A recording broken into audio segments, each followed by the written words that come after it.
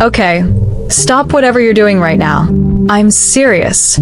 Put the phone down, pause the scroll, and just listen, because I need you to picture something for me. Picture the person who hurt you most. The one who looked you dead in your eyes and lied. The one who smiled to your face while they were out here living a completely different life behind your back. The one who, when you finally called them out, didn't apologize, didn't own it, didn't even flinch. Instead, they flipped it on you, blamed you, tried to scare you, tried to make you feel like you were the problem. Got that person in your head? Good. Now, imagine this. 2 years later, you are standing on a stage. Spotlights blazing down on you. A crowd of people cheering your name. A microphone in your hand. And every single song in your set, every melody, every lyric, every carefully crafted word is about exactly what that person did to you. And they're sitting in that crowd, right there, in the front, unable to leave, unable to react, unable to say a single word without exposing every ugly thing they ever did. They have to sit there and listen to your voice, to your truth, to your triumph, while the crowd claps and cheers and sings along, completely unaware that the villain of this story is sitting right among them. That is not a movie. That is not some fantasy revenge scenario I made up at 2 a.m. That is my actual life. And tonight, I am telling you every single detail of how I got there, from the moment my world completely fell apart, all the way to the moment I watched his face crumble in that crowd while I sang every secret he ever kept out loud. This is my story, and trust me when I say, you are going to want every word of it. But real quick, before we dive in, if you've ever been betrayed by someone you genuinely trusted, someone you went to bat for, someone you believed in when nobody else did, hit that like button right now. You already know what the story is about to feel like. And if you are not yet subscribed to American Sleep Tales, what are you even doing, fam? I upload 2 brand new stories every single day. Every single day. So hit that subscribe button and the bell notification so you never miss a drop. Alright, let's get all the way into it. Let me tell you about Marcus. Not his real name, obviously, but the name fits the energy, so we're rolling with it. Marcus and I had been in this on-again, off-again relationship for close to 3 years. And before you say it, yes, I know. On and off for 3 years sounds messy. Sounds chaotic. Sounds like a situation that should have had a hard stop way earlier.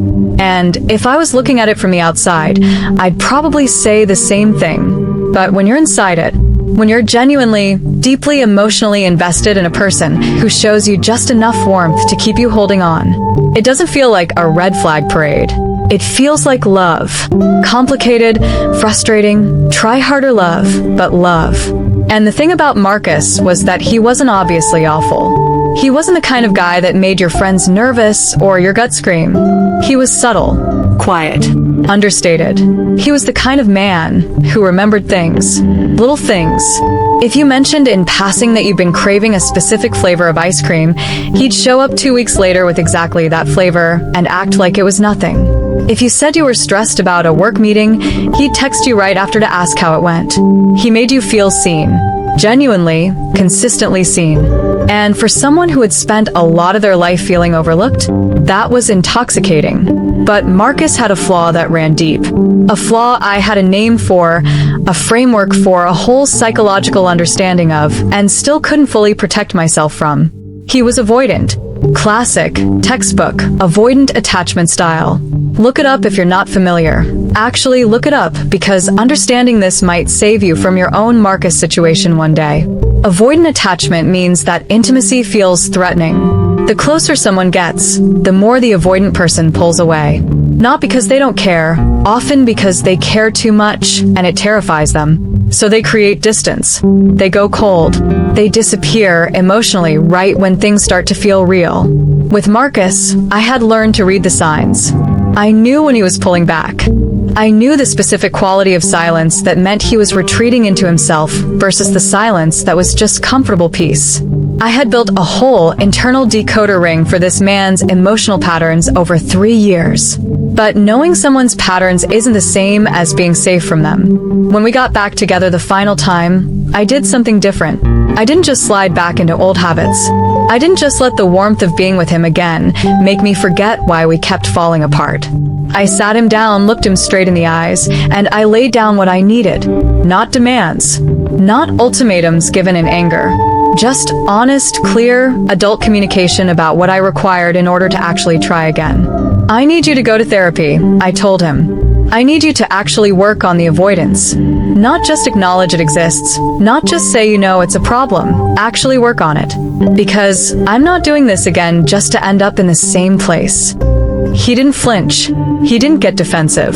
He looked at me with those steady, quiet eyes of his, and he nodded. "You're right," he said. "I'll do the work. I want this to be different too."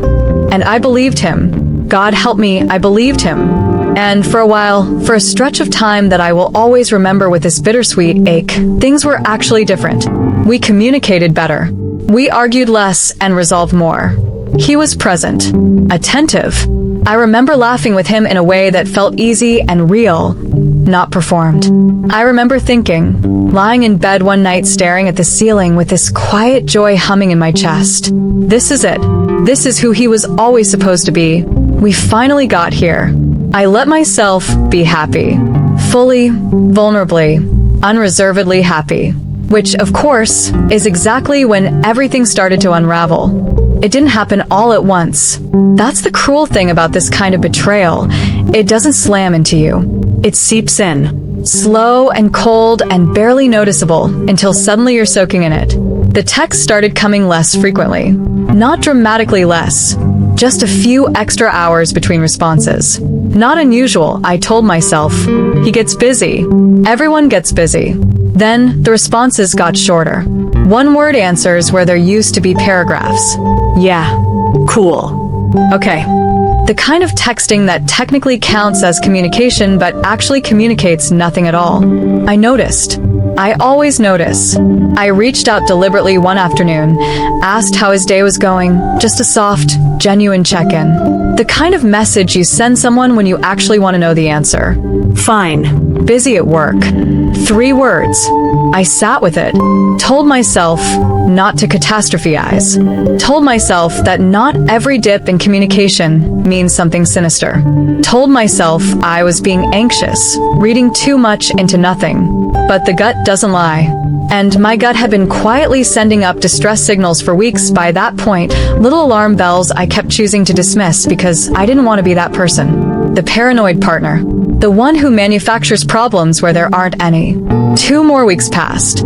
Then one morning, I realized I hadn't heard from him in 4 days. Not a text, not a seen receipt on my last message, nothing. I called. Voicemail. I texted again. Nothing. And then the silence stretched out and out and out until it became undeniable. This wasn't a busy stretch. This wasn't a rough week. This was a deliberate, intentional, cold-blooded ghost. I remember the exact moment the reality of it fully landed.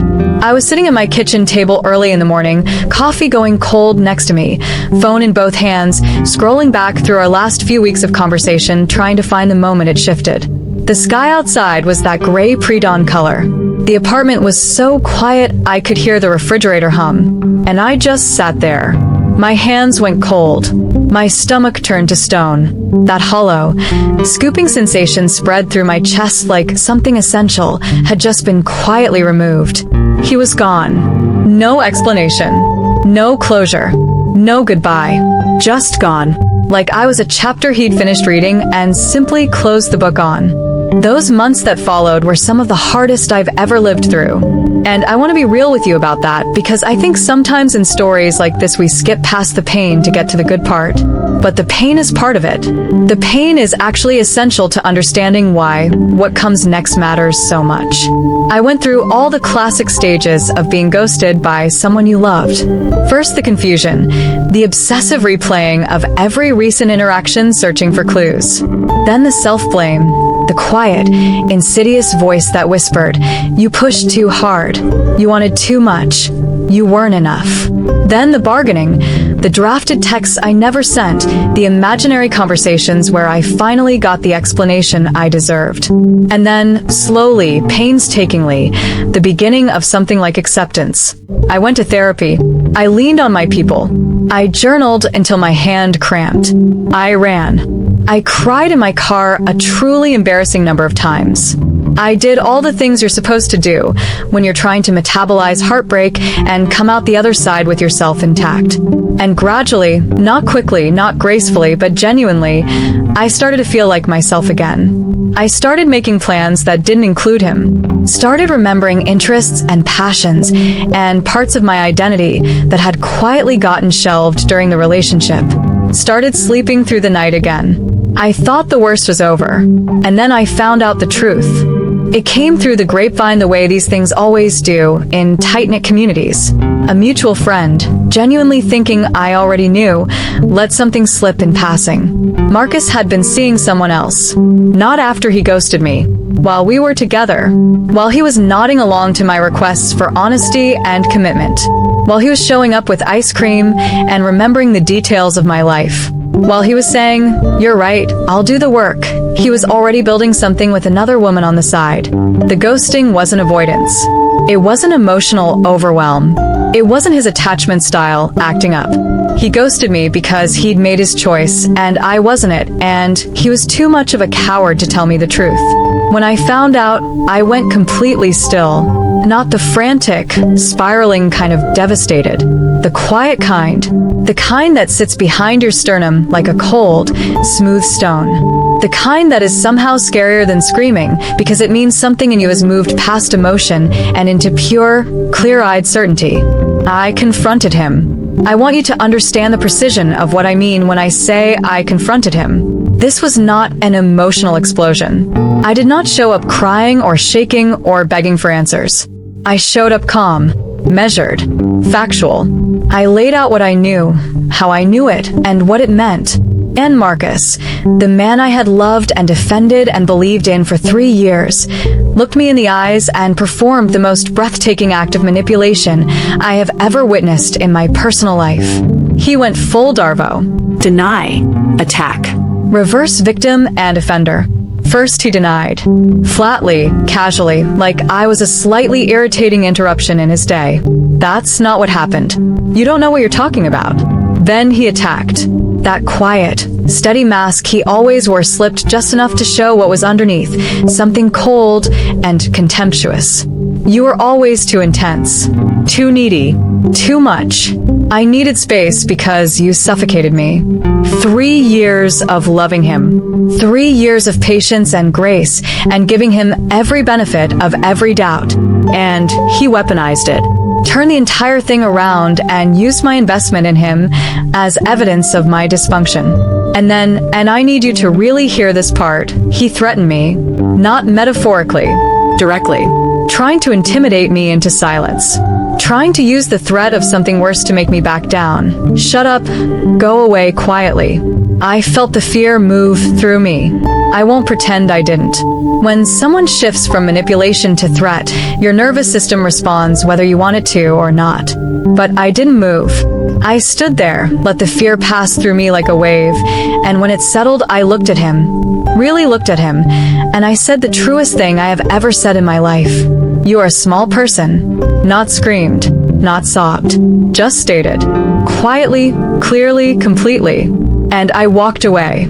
I will not sugarcoat what happened when I got home. I sat on my bathroom floor, and I shook.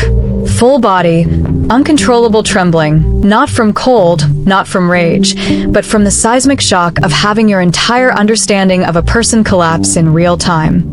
My brain was doing that thing it does when it encounters information it cannot reconcile, running the same loops over and over, searching for an error, refusing to compute.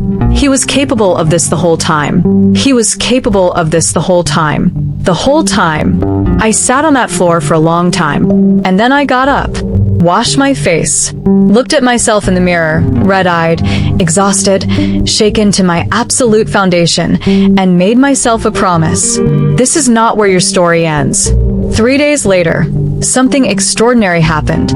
I was home late at night, that kind of restless, hollow insomnia that only grief produces, and a melody came to me. Just arrived, fully formed, floating around in my head like it had been waiting for exactly the right moment to surface. And with the melody came words. Lines that captured, with devastating precision, exactly what I was feeling. The betrayal, the confusion, the grief, the rage, the strange, particular pain of loving someone who is lying to you the entire time. I grabbed my phone and recorded it, barely breathing, terrified it would disappear before I could catch it. It didn't disappear. More came.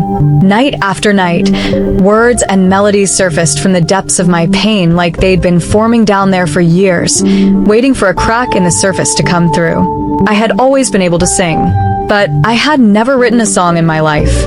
Not one. Until Marcus broke me open. And suddenly I couldn't stop. The next 2 years were the most transformative of my entire life.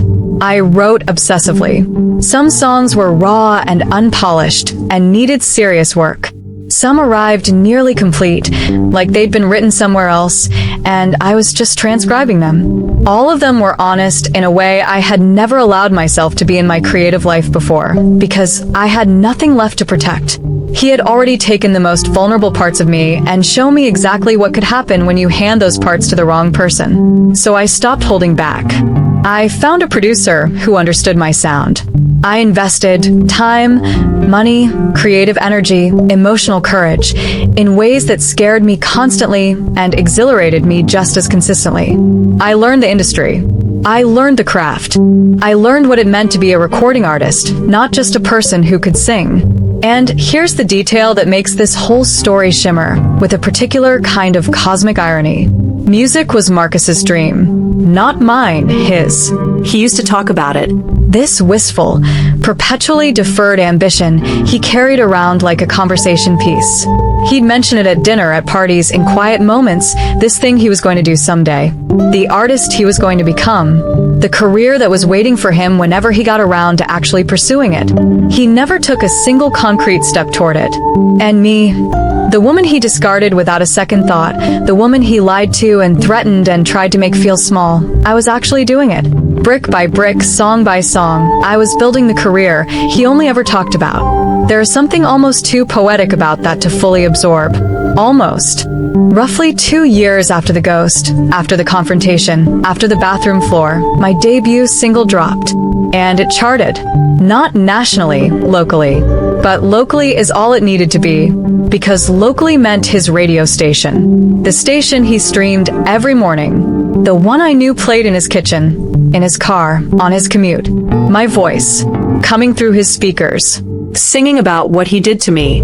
I found out it was being played through a mutual friend who texted me a voice memo of it playing in their car. I sat with my phone in my hand, and I listened to my own voice coming through those tiny speakers, and I felt something shift so profoundly in my chest that I had to close my eyes. All those nights of shaking. All those months of self-doubt. All those moments of sitting at my kitchen table wondering if I was wasting my time, if I was talented enough, if the pain was worth following into something this uncertain. And here was my voice on the radio, telling the truth. Before we get to the main event, I need to tell you about the artwork. Because this might be my favorite part of this entire story. I created the album artwork myself. Visual art is something else I do, another creative pursuit that Marcus always received with that particular brand of polite dismissal that is somehow more withering than open criticism. That's cute. Not impressive, not talented, not you should pursue this, just cute. Like I was a child showing him a finger painting. The album cover is a collage, layered and textured, and visually complex in a way that rewards a long look. And in the center of that collage, there is a figure. The figure has a man's body, grown, full-sized, physically present, but he is dressed in the clothes of a small boy. The specific style of clothing, the posture, the particular way the figure stands. Details so specific that they mean everything to one person and nothing to everyone else. To the general public, the image reads as an artistic statement about emotional immaturity, about men who never fully grow up, about the gap between physical adulthood and emotional development, It's evocative, it's layered, it works as pure art. But Marcus will look at that image and feel his stomach drop, because he will know, bone deep, inescapably, he will know it is him. And every single thing that image says about the person it depicts, the smallness, the immaturity, the man dressed in a boy's clothes, he will have to absorb in complete silence. Because if he says a single word, if he points at it, if he confronts me about it, if he tells anyone that's me, he has just told the entire community exactly what he did to earn that portrayal. I told him to his face he was small.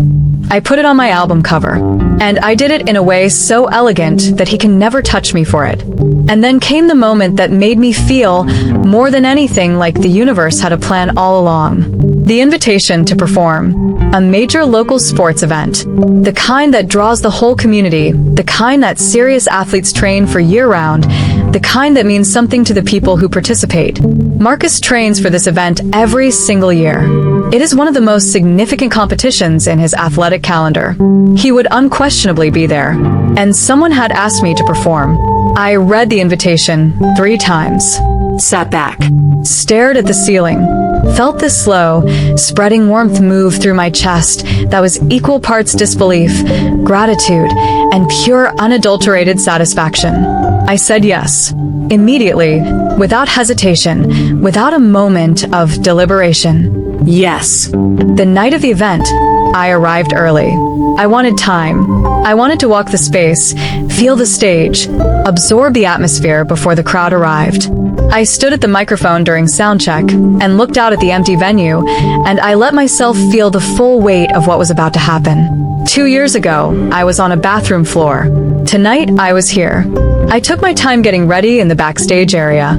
Every step deliberate.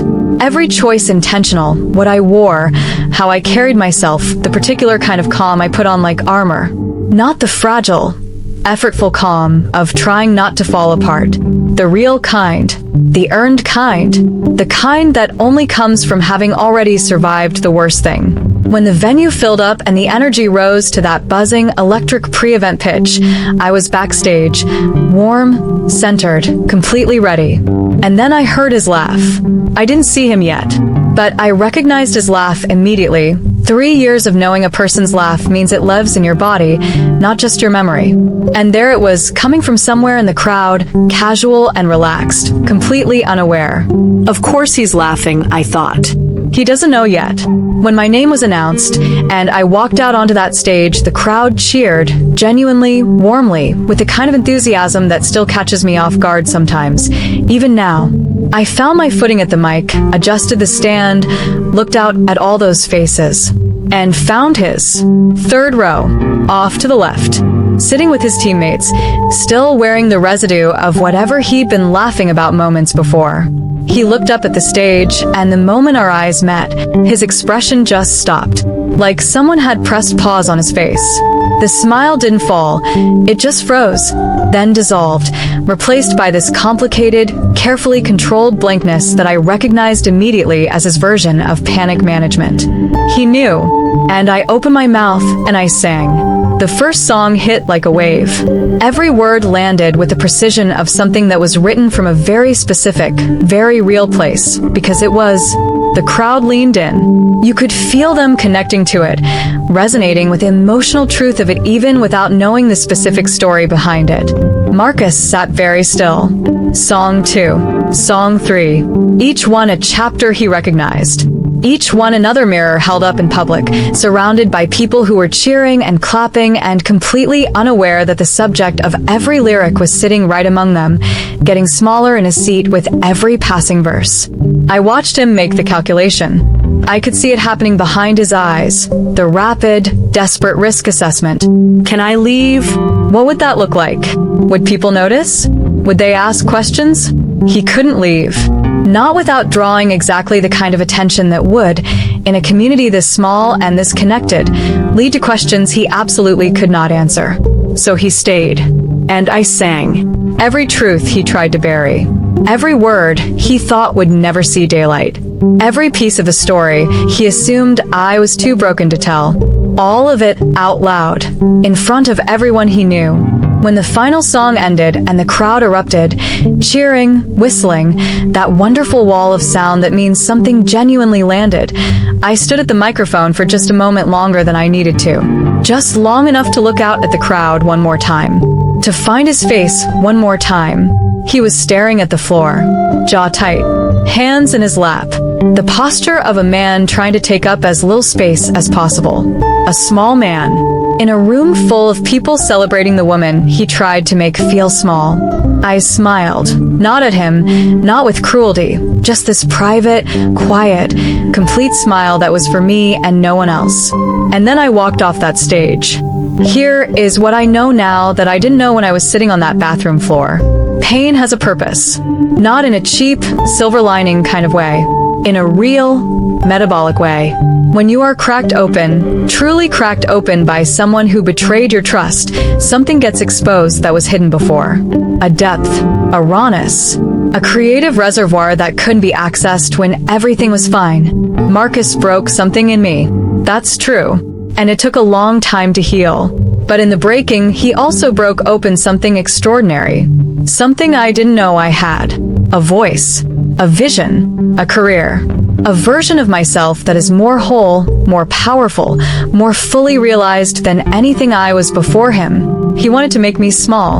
And instead, he made me legendary. The most beautiful revenge isn't the kind you plan. It's the kind that happens when you refuse to let what someone did to you be the end of your story. When you take the worst thing and you alchemize it into the best thing. When you turn your pain into art, and when your art finds its way to the ears of the person who caused the pain. That's not revenge. That's completion. And that is the full story, y'all. From the ghosting to the radio to that stage to that look on his face. Every single beautiful, satisfying, hard-won detail. If this story moved you, if it gave you chills or fire, or just that deep gut feeling of yes, that's what justice looks like. Smash that like button right now. You already know it deserves it. And drop a comment. What's the most satisfying comeback story you've ever witnessed? Yours or someone else's? I read every single comment, and I genuinely want to know. Most importantly, if you are not yet part of the American Sleep Tales family, what are you waiting for? I upload 2 brand new stories every single day. 2. Every day. Real stories, real emotions, real justice. Hit that subscribe button and the bell so you never miss a single one. I'll catch you in the next story. Sleep tight, y'all. Or don't. Smirking face.